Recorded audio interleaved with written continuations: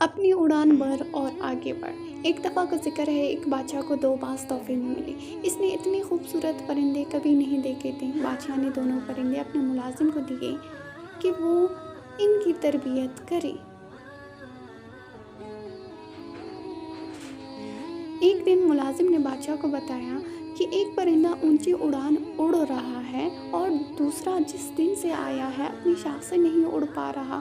بادشاہ نے مملکت کے تمام معالجوں اور جادوگروں کو طلب کر لیا، لیکن کوئی اس باز کو نہ اڑا سکا۔ بادشاہ نے اپنی مشیروں کے سامنے یہ مسئلہ رکھا۔ گھنٹے دن اور دن مہینوں میں ڈل گئے، لیکن باز نہ اڑ سکا۔ بادشاہ نے کسی ایسے شخص کو بلانے کا فیصلہ کیا جو قدرت سے گہری دلچسپی رکھتا ہو۔